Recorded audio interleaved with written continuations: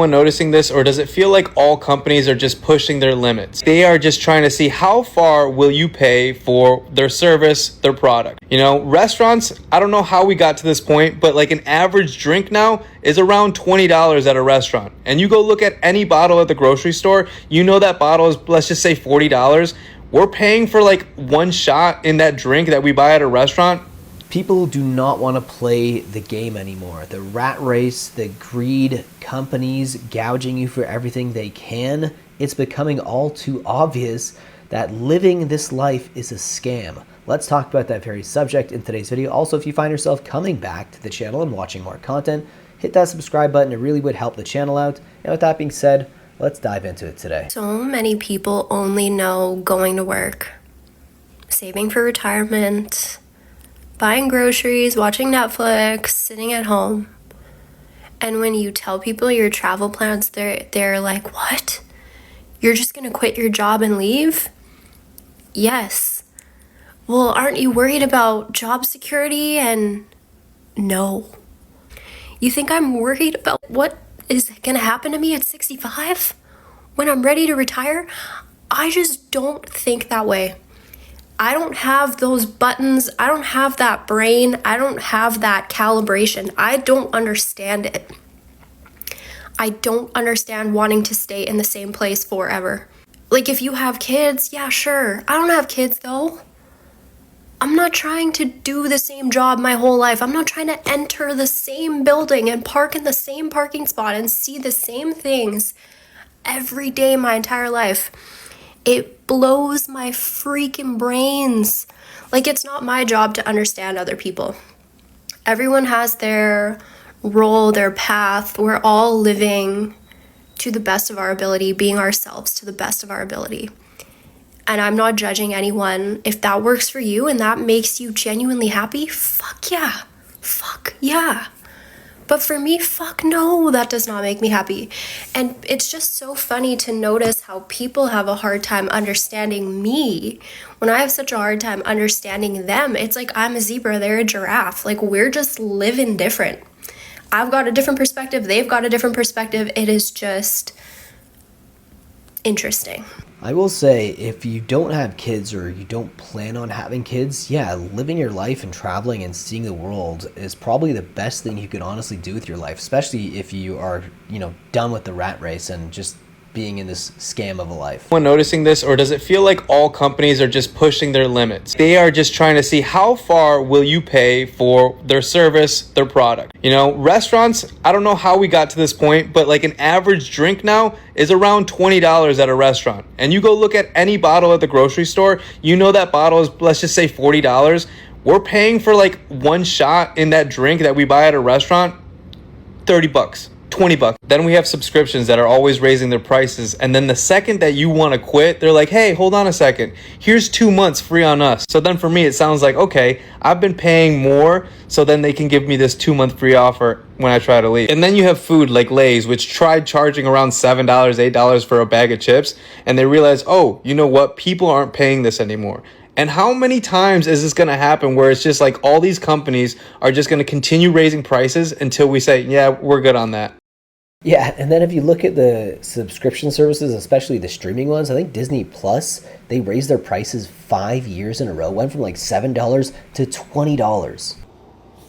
I did a post on LinkedIn talking about how a lot of times when people go through a layoff, they tend to go onto LinkedIn and perform a bit of gratitude. And I'm not going to assume anyone's position, whether they are grateful or not for the company that they worked for. It feels all part of like a humiliation ritual. Like, I'm so grateful for my experience and my time there, even though I was laid off. And like behind the email as they're writing it, is behind that post, they're like just crying. But I think we've all seen it, right? Someone says, well, this is not how I wanted to leave, or, I still felt like I had more to do. I'm grateful for the time I had at this company and la, la, la. And I totally get why people do that. I did it myself when I got laid off.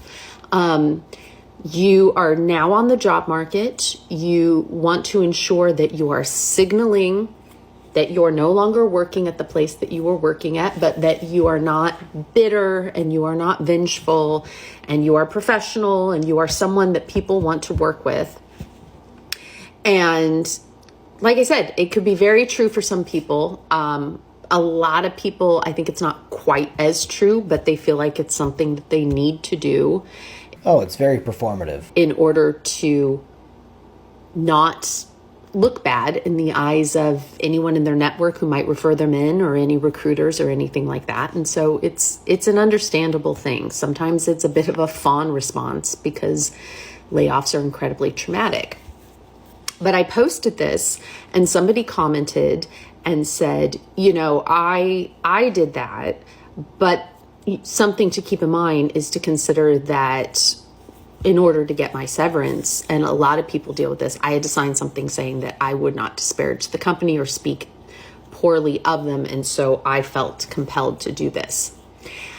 And I know a lot of companies do that. I have signed things like that before as well when I left companies. And so one of the things I want to make sure everybody is well educated on is that those are unenforceable.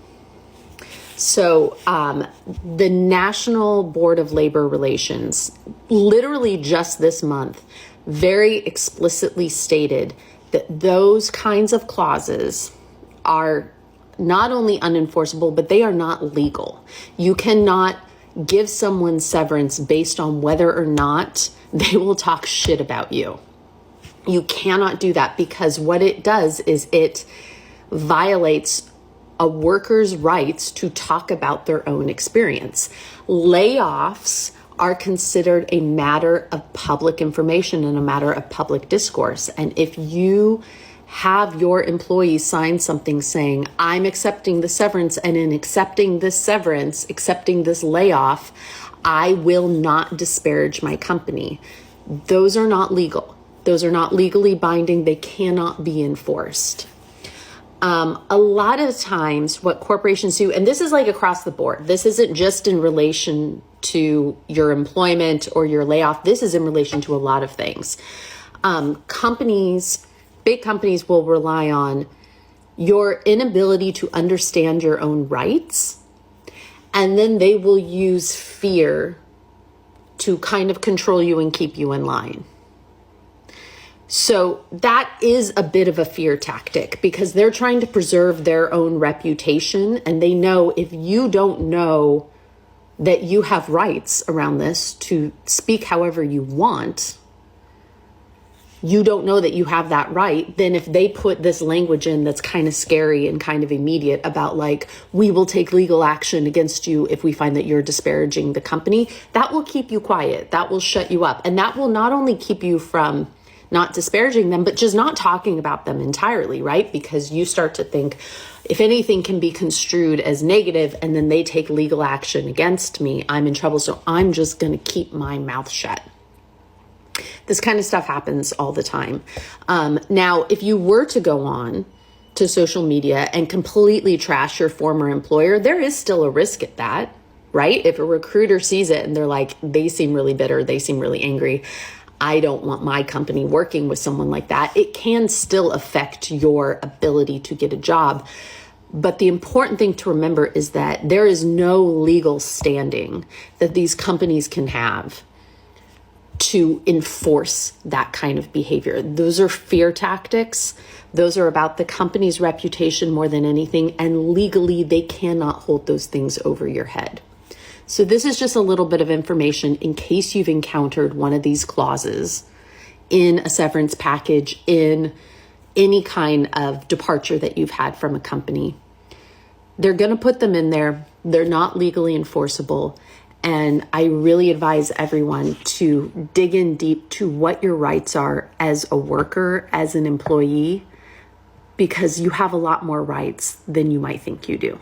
Yeah, and that's the funny thing about layoffs nowadays is these companies, they make you do this performative thing where even just to get your severance, something that you should be able to get by law, right, when you sign your contract, and you're sitting there on LinkedIn writing this performative post just so other companies see that you're not like vindictive, that you enjoyed your time there, that if they lay you off in the future, you're not going to hold it against them. It's just really just ridiculous. And it just goes to show that trying to get jobs in the corporate world is like a humiliation ritual that is just endless. Anyways, leave your thoughts down below in the comment section about this video, and I'll see you in the next one.